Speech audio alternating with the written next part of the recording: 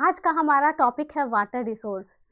पानी पानी प्रकृति द्वारा हमें दिया गया एक बहुमूल्य उपहार है। इसके बिना हम अपने लाइफ की कल्पना भी नहीं कर सकते हैं, इमेजिन भी नहीं कर सकते हैं। जब बच्चे बड़े होते हैं, छोटे बच्चे जब बोलना सीखते हैं, बड़े होते हैं, तो वो भी हर बच्चा जरूर पा बोलता है। पानी को क्या बोलता है? पा बोलता है। तो पानी ऐसा चीज है जो बच्चे बूढ़े सभी के लिए जरूरी होता है। जब हम सुबह उठते हैं तो फ्रेश होने के लिए पानी चाहिए, खाना बनाने के लिए पानी चाहिए, हमें हाउस होल्ड वर्क के लिए पानी चाहिए, हमारे आसपास जो भी पेड़ पौधे हैं, प्लांट हैं, सबको पानी चाहिए, एनिमल्स हैं उनको भी पानी चाहिए और सबको फ्रेश वाटर ही चाहिए। यहाँ तक कि जो आदमी और मनुष्य और पौधे के साथ साथ जो मशीन है और जो प्रोडक्शन हो रही है, वो प्रोडक्शन के लिए भी पानी बहुत मात्रा में आवश्यक होती है। यहाँ तक कि जो हम सॉफ्टवेयर यूज़ कर रहे हैं, आज जो एआई टेक्नोलॉजी यूज़ कर रहे हैं, उसको भी पानी चाहिए। उसको डायरेक्ट पानी नहीं चाहिए, बट उसका जो डेटा सर्वर होता है उसको भी कूलिंग इफेक्ट के लिए, उसे ठंड रखने के लिए पानी चाहिए। प्लस उसमें जो बिजली जाती है उसको बनाने के लिए भी पानी चाहिए। तो आज के इस टॉपिक में हम देखेंगे कि पानी का क्या इम्पोर्टेंस है, अर्थ पे कितना पानी है, वाटर स्कैर्सिटी क्या होती है, पानी की कमी क्यों होती है, पानी एक रीन्यूएबल रिसोर्स है फिर भी पानी की कमी क्यों हो जाती है, और इसको कैसे मैनेज करना चाहिए कि हम पानी के कमी को फ्यूचर में ना होने दें। और डैम्स क्या है, डैम्स कैसे बनाना चाहिए, डैम्स का क्या यूज़ है, इंडिया में डैम्स का क्या इम्पोर्टेंस है, इसे हम इस चैप्टर में 1 बाय 1 करके देखेंगे। लेकिन अगर आपने मेरा चैनल सब्सक्राइब नहीं किया है तो प्लीज़ सब्सक्राइब कर दें। तो चलिए देखते हैं। अर्थ पे 75% पानी है, लेकिन फिर भी पानी की कमी हो जाती है क्योंकि इसका जो ज़्यादा परसेंटेज है वो सलाइन वाटर है। मतलब कि नमी उसमें, उस पानी में लवण है, वो समुद्र में पानी है। और हम समुद्र का पानी को किसी भी उपयोग में नहीं ला सकते हैं, ना पीने के उपयोग में ला सकते हैं, ना एनिमल्स को दे सकते हैं, ना प्लांट को दे सकते हैं, ना मशीन ही उस पर कार्य कर सकती है। तो सबको फ्रेश वाटर ही चाहिए और फ्रेश वाटर बहुत कम है, इसलिए पानी की कमी हो जाती है।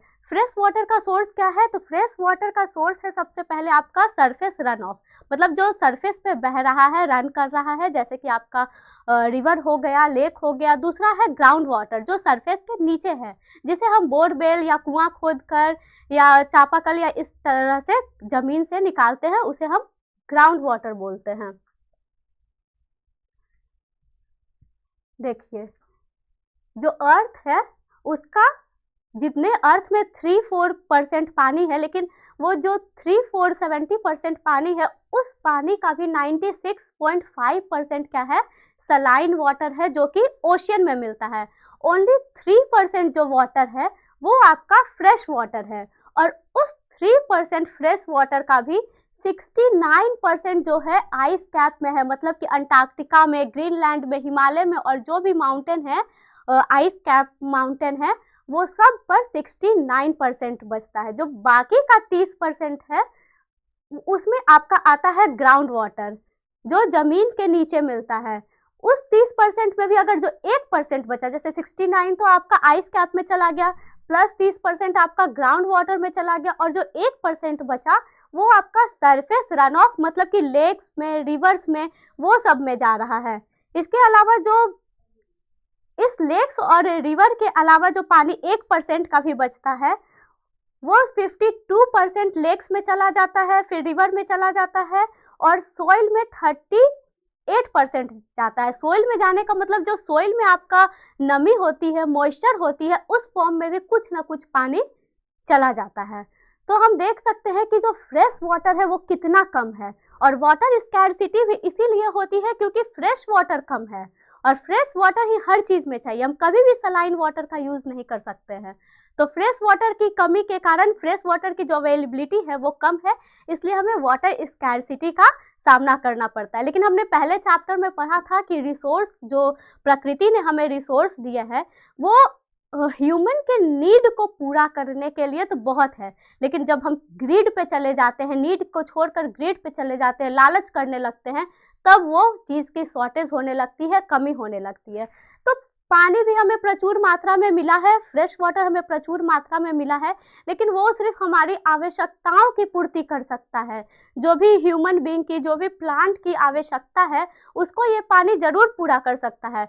बट हम क्या कर रहे हैं, हर दिन नए नए टेक्नोलॉजी यूज कर रहे हैं, मशीन कर रहे हैं, पॉपुलेशन बढ़ाते जा रहे हैं, उस कारण हमें पानी की कमी का समस्या का सामना करना पड़ता है।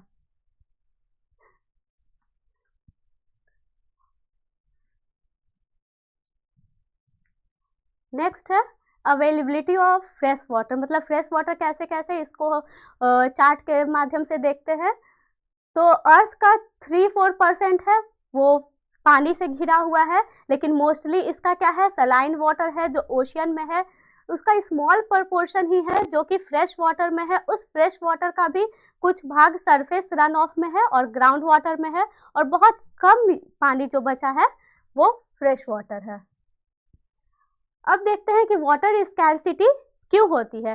तो वाटर स्कैरसिटी का हम जब नाम सुनते हैं, ऐसा नहीं है कि राजस्थान का हमारे दिमाग में चित्र आ जाता है कि नहीं, राजस्थान में पानी कम बरस रहा है, वर्षा कम हो रही है तो पानी की वहाँ कमी होगी। नहीं, लद्दाख में भी पानी की कमी होती है क्योंकि वहाँ भी प्रेसिपिटेशन, वहाँ भी वर्षा कम होती है।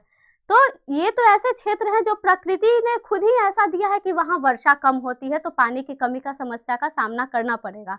लेकिन कुछ ऐसे भी रीजन है जहाँ की वर्षा प्रचुर मात्रा में होती है, बहुत वर्षा होती है, लेकिन उसका मैनेजमेंट सही से नहीं किया गया है, इस कारण भी पानी की कमी होती है। जैसे आप जब सुन रहे होंगे तो आप ऐसे क्षेत्र में नहीं रह रहे होंगे, सब लोग राजस्थान या लद्दाख में नहीं रह रहे होंगे, लेकिन फिर भी आपने कभी ना कभी गर्मी में सुना होगा कि आपके इलाके में भी, आपके रीजन में भी पानी की समस्या हो गई है।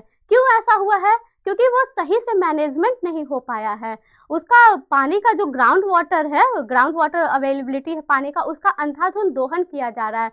बोरवेल से आप पानी निकाल रहे हैं या पानी का बहुत ज़्यादा यूज़ कर रहे हैं, फालतू में नल खुला छोड़ दिया है, इंडस्ट्री बहुत सारी स्थापित हो गई है, उस कारण पानी का बहुत मात्रा में यूज़ हो रहा है, तो वाटर स्कैरसिटी हो रही है। अब जैसे क्या है यहाँ कि इजराइल है, वो वहाँ 25 सेंटीमीटर सिर्फ बारिश होती है, और हमारे देश में 114 सेंटीमीटर 114 सेंटीमीटर वर्षा होती है, लेकिन फिर भी इजराइल में पानी की कमी नहीं है और हमारे देश में पानी की कमी है। क्यों? इजराइल क्योंकि छोटा सा है, हमारा देश बड़ा है, तो ये तो हो गया कि स्ट्रेंथ कितना है, पॉपुलेशन के अकॉर्डिंग भी है। इजराइल में पॉपुलेशन कम है, हमारे देश में पॉपुलेशन बहुत ज़्यादा है, इस कारण भी पानी की कमी होती है। और इजराइल क्या है, वो हर चीज़ का अच्छा मैनेजमेंट करता है, अपने टेक्नोलॉजी का यूज़ करके उस पानी को, जो वर्षा से पानी होता है, उसको अच्छे से मैनेज करता है, और हम उसको ऐसे ही खुले में बहने के लिए छोड़ देते हैं और वो लास्ट में समुद्र में चला जाता है। तो मैनेजमेंट की वजह से हमारे देश में पानी की कमी हो जाती है, और इजराइल जैसे छोटे जैसे देश में जहाँ की सिर्फ 25 सेंटीमीटर वर्षा होती है, वहाँ पानी की कोई कमी नहीं है। अब इस फोटो में आप देख रहे हैं water water everywhere not a drop to drink, मतलब कि चारों ओर पानी फैला हुआ है लेकिन आपके पास पीने के लिए पानी नहीं है। तो ये चित्र आपका फ्लड को दर्शाता है, बाढ़ को दर्शाता है, जहाँ चारों ओर पानी ही पानी है, लेकिन आप उस पानी से न पी सकते हैं न कोई काम कर सकते हैं, क्योंकि हर चीज़ के लिए हमें साफ पानी चाहिए, प्योर पानी चाहिए, फ्रेश वाटर चाहिए। तो यहाँ भी पानी की स्कैरसिटी को दर्शाता है, पानी की कमी को दर्शाता है। इस फोटो में आप देख रहे हैं कि एक कश्मीरी महिला है जो सर पे घड़ा रख के दूर कहीं जा रही है पानी लेने के लिए, क्योंकि यहाँ चारों तरफ बर्फ है, तो बर्फ को तो पिया नहीं जा सकता है, कैसे बर्फ को पिएंगे?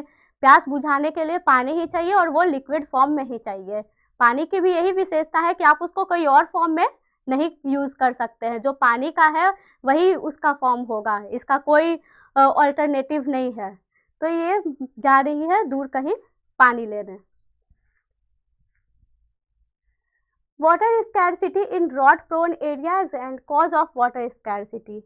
तो सबसे पहले क्या है, जब लो रेनफॉल होता है, कम वर्षा होती है, तो जो कुएं हैं, तालाब है, नदियां हैं, वो सूख जाती है। तो जो भी वहाँ के लोग होते हैं वो कहीं दूर जाते हैं या बहुत गड्ढा करते हैं, तब उन्हें पानी मिलता है। तो ये ड्रॉट प्रोन एरिया के लिए हो गया, जो सूखाग्रस्त एरिया है, जहाँ पानी कम होती है, वहाँ पानी की समस्या हो जाती है। लेकिन जहाँ पानी की रेनफॉल बहुत अधिक होता है, वहाँ भी पानी की समस्या हो जाती है, क्योंकि टाइम के साथ कभी कभी वर्षा नहीं होती है, जब वर्षा होनी होती है तो उतना वर्षा नहीं हो पाता जितनी उसकी जरूरत होती है, उस कारण भी पानी की समस्या हो जाती है। या हम पानी का ओवर यूज करते हैं या पुअर मैनेजमेंट होता है, या तो हम पानी का ज्यादा यूज करते हैं कि पानी बर्बाद कर रहे हैं, उसके कारण भी स्कैर्सिटी होती है। उसका पुअर मैनेजमेंट, उचित देखभाल नहीं करने से भी पानी की कमी हो जाती है और अनइक्वल डिस्ट्रीब्यूशन भी हो जाता है। जैसे कुछ लोग जिनके पास पैसे है वो बहुत ज्यादा पानी का यूज कर रहे हैं, स्विमिंग पूल बना रहे हैं, खेत में ऐसे ही पानी बहा रहे हैं, तो उस कारण भी पानी की समस्या हो जाती है। तो यहाँ आप देखेंगे कि पानी का एग्रीकल्चर वेस्ट क्या है। तो जब हम पुराने ढंग से खेती करते हैं और सिंचाई करते हैं, इरिगेशन करते हैं खेत में, तो आप अपने आसपास देखते होंगे कि ऐसी धारा खेत में बनाकर पानी को ऐसे ही बहने के लिए छोड़ दिया जाता है। तो उससे क्या होता है कि जब हम पानी को ऐसे ही बहने के लिए छोड़ देंगे तो वो आधा से अधिक पानी इवापोरेट हो जाता है और वो जो फ्रेश वाटर थी वो खत्म हो जाता है। तो उस कारण पानी की बहुत ज़्यादा खेती में, जैसे धान की आप खेती कर रहे हैं तो धान में बहुत अधिक पानी चाहिए, तो जब हम पानी को ऐसे ही खुले में बहने के लिए, खेतों में पटाने के लिए छोड़ देंगे इरिगेशन के लिए, तो वो बहुत सारा पानी इवापोरेट हो जाएगा। जितना फसल को चाहिए उतना तो वो ले पाएगा, लेकिन उससे 10 गुना ज़्यादा पानी आपका बर्बाद हो जाएगा। तो इसके लिए क्या करना चाहिए, हमें साइंटिफिक तरीके से खेती करना चाहिए, ड्रिप इरिगेशन करना चाहिए। पाइप के माध्यम से जहाँ फसल है वहीं पे हमें अपना ड्रिप करके, बूंद बूंद करके पानी डालना चाहिए, ताकि पानी जो फसल है उसको भी, क्रॉप को भी कंटिन्यूस पानी चाहिए कि हमेशा उसको पानी मिल भी रहा है और जो पानी है वो भी बर्बाद नहीं हो रहा है। इससे फसल भी अच्छी होगी, पानी भी बचेगा और पैदावार भी अच्छी होगी। Drip irrigation and dry farming, और उसके साथ ही हमें रेन वाटर हार्वेस्टिंग भी करना चाहिए। जो भी हमारा वर्षा से पानी प्राप्त होता है उसे हम स्टोर कर सकते हैं, छत पे पाइप के थ्रू उसको कहीं पे स्टोर कर सकते हैं, और जब पानी की कमी होती है, जब वर्षा समाप्त हो जाती है, तो उस पानी को फिर से हम लोग यूज कर सकते हैं। ठीक है, तो पुराने टाइम में क्या होता था कि पानी तो जब से मनुष्य का डेवलपमेंट हुआ है तब से ही पानी चाहिए, इसीलिए जो पुरानी सभ्यता थी, मानव सभ्यता थी, सिविलाइजेशन थी, जो भी पुरानी सभ्यता है वो सब नदियों के किनारे ही स्टार्ट हुई है, क्योंकि पानी के बिना कुछ नहीं हो सकता है, ना खेती की जा सकती है, ना मनुष्य का विकास होता है। तो जो भी पूरे विश्व में सिविलाइजेशन डेवलप हुआ है सब किसी ना किसी रिवर के किनारे ही हुआ है। तो इंडिया में भी पुराने टाइम में क्या होता था, कुछ ना कुछ लोग करते थे पानी का बचाने के लिए। तो क्या हुआ, in the first century Srirangapuram near Allahabad में क्या हुआ है कि जो फ्लड आता था, गंगा में जब फ्लड आती थी, उस पानी को चैनल बनाकर, नहर बनाकर उपयोग किया जाता था। फिर चंद्रगुप्त मौर्य के टाइम में भी बहुत सारे डैम बनाए गए हैं, लेक बनाए गए हैं। पुराने टाइम में इरिगेशन के लिए ओडिशा, आंध्र प्रदेश, कर्नाटक और कोल्हापुर में भी इसी तरह के, जहां वो राजा शासन करते थे, उन्होंने भी बहुत सारे काम किए हैं। भोपाल लेक जो अभी भी है, भोपाल में एक लेक है, वो भी पुराने समय में ही बना गया है, आर्टिफिशियल लेक है, जो आज भी भोपाल का एक प्रसिद्ध लेक है और बड़ा लेक है। बरसात के पानी को, वर्षा के पानी को जमा करने के लिए, और फिर लोग उस पानी का यूज करते हैं, पूरे भोपाल शहर को वहां से पानी सप्लाई की जाती है। In the 14th century, the tank in Hauj Khas, Delhi was constructed by Iltutmish for supplying water to Shri fort. तो हौजे खास विलेज में भी एक टैंक बनाया गया है जिससे श्री फोर्ट को पानी मिल सके। ये सब पुराने समय में जो हमारे राजा महाराजा होते थे, उन्होंने पानी को बचाने के लिए उस समय भी कुछ कार्य किए हैं। ये कुछ डैम है। डैम का उपयोग क्या होता है, डैम का उपयोग पहले क्या होता था, पहले जमाने में डैम का उपयोग पानी को बचाने के लिए, जो वर्षा का पानी होता था उसको संरक्षित करके उसको बचा कर रखते थे, और जब वर्षा समाप्त हो जाती थी तो उसी पानी का उपयोग करके हम बाद में खेतों की सिंचाई करते थे। लेकिन आजकल के ज़माने में डैम का उपयोग बहुत ज़्यादा बढ़ गया। डैम का उपयोग सिर्फ हम इरिगेशन के लिए, खेतों में सिंचाई के लिए नहीं करते हैं, डैम से ही हम क्या करते हैं, आज बिजली उत्पादन करते हैं, बिजली उत्पादन करते हैं, आपका फिश ब्रीडिंग होता है, बहुत सारे कार्य होते हैं, इसलिए डैम को मल्टीपर्पस प्रोजेक्ट भी बोलते हैं। ये आपका कुछ डैम का उदाहरण हो गया। ये आपका सरदार सरोवर बांध है जो गुजरात में है, ये भाखरा नंगल डैम है और ये हीराकुंड डैम है। अब डैम क्या है? Dam is a barrier across flowing water that obstruct direct और retarded the flow of an creating a reservoir lake. तो डैम क्या है? एक स्ट्रक्चर है। स्ट्रक्चर से ज्यादा हम डैम को एक रिजर्वायर और की संज्ञा दे सकते हैं जो पानी को कलेक्ट करता है, एक जगह पानी को रोक कर रखता है। तो डैम को भी हम कई तरह से क्लासिफाइड कर सकते हैं। एक है आपका classification of dams based on structure और मटेरियल, मतलब वो क्या चीज से बना है। तो पहला है टिम्बर डैम्स और दूसरा है एम्बैंकमेंट डैम्स। फिर बेस्ड ऑन हाइट क्या है कि हाइट के अकॉर्डिंग डैम भी 3 प्रकार के होते हैं, हाई डैम्स, मीडियम डैम्स और लो डैम। कुछ बहुत बड़े डैम होते हैं, कुछ मीडियम साइज के होते हैं, कुछ छोटे आकार के होते हैं।